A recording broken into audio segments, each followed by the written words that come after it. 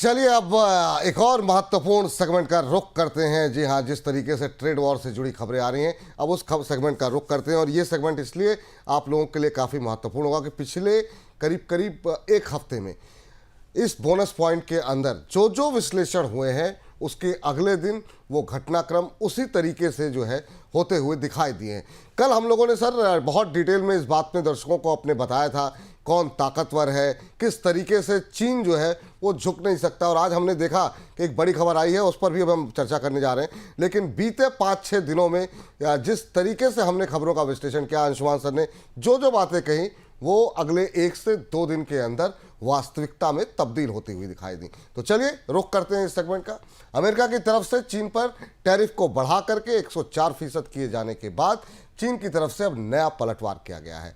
चीन ने अमेरिकी सामान पर टैरिफ को अब बढ़ा करके 84% कर दिया है। माना यह जा रहा है कि चीन जवाबी टैरिफ लगाने के अलावा अमेरिका से इंपोर्ट पर गैर टैरिफ सख्ती भी कर सकता है। साथ में चीन में काम कर रही अमेरिकी कंपनियों के लिए मुश्किलों को भी बढ़ा सकता है।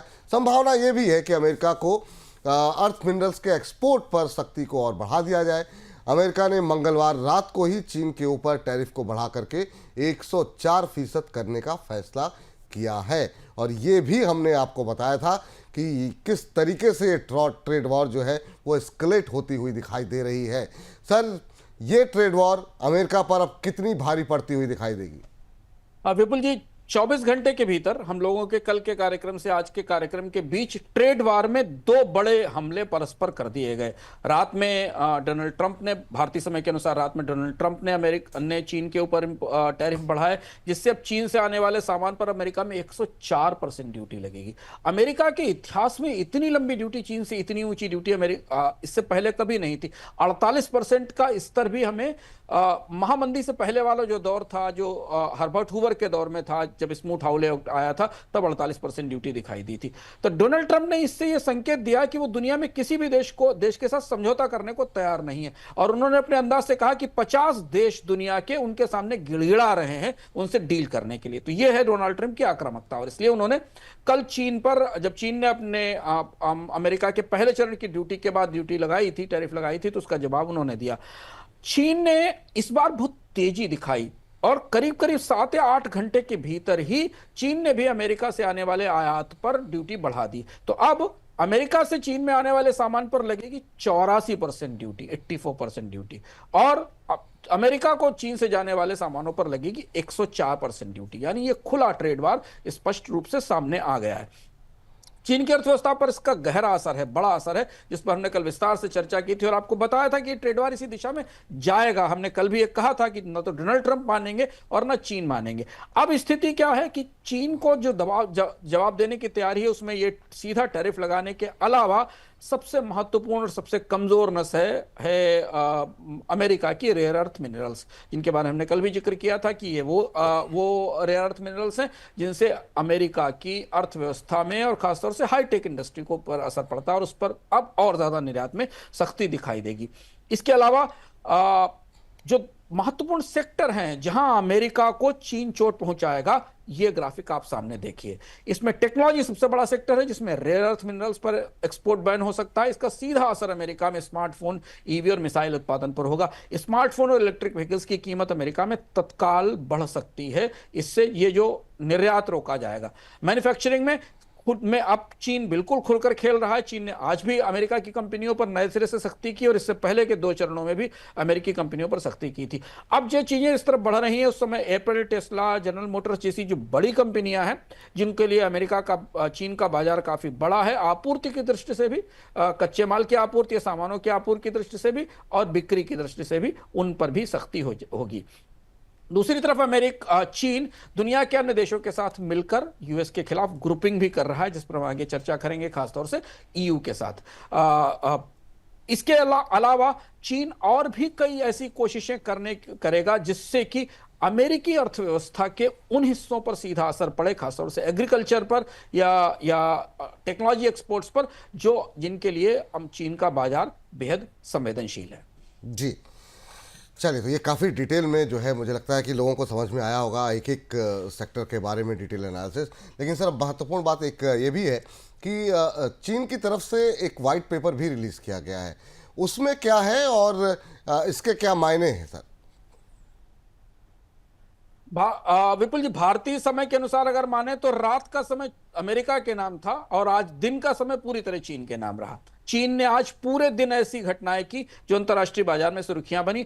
पहले चीन ने व्हाइट पेपर दिया और उसके बाद ये जो पलटवार किया, जो ड्यूटी लगाई, चीन एक व्हाइट पेपर लेकर आया। चीन के हाल फिलहाल के इतिहास में मुझे याद नहीं पड़ता कि चीन ने अमेरिका के टैरिफ पॉलिसी को लेकर इतना बड़ा व्हाइट पेपर जारी किया होगा। और इसमें चीन ने बहुत सारी बातें लिखी हैं। चीन ने कहा कि 2018 से 500 अरब डॉलर के एक्सपोर्ट पर अमेरिका ने टैरिफ लगा रखे हैं, यानी वो ट्रंप का पुराना दौर था और इससे दोनों देशों के व्यापार रिश्ते खराब हुए हैं।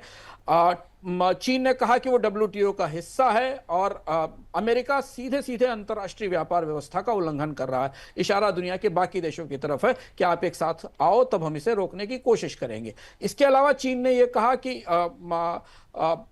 करीब करीब अमेरिका से 23.6 अरब डॉलर के इंपोर्ट पर टैरिफ लगाया, जो हम आपको बता ही रहे हैं। एक सबसे महत्वपूर्ण बात विपुल जी इस व्हाइट पेपर के भीतर थी कि इस व्हाइट पेपर में चीन ने संकेत दिया कि वो अमेरिका के साथ टैरिफ के मामले पर बातचीत को तैयार है, मतभेद सुलझने चाहिए।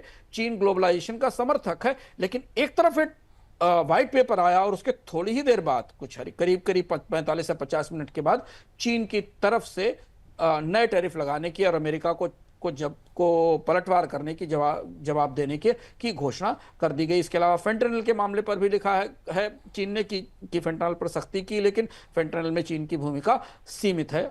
एक तरफ चीन अमेरिका के साथ बातचीत करना चाहता है, पर वो संधि जैसी स्थिति में नहीं जा रहा है। जो बात डोनाल्ड ट्रंप ने कल कही कि 50 देश उनके साथ संधि करना चाहते हैं, पर वो ये भी दिखाने की कोशिश कर रहा है कि अमेरिका के साथ बराबरी के स्तर पर इस जंग को लड़ा जाएगा। कल चीन के शीर्ष नेतृत्व ने कहा था कि उस लड़ाई को आखिरी दम तक लड़ेंगे।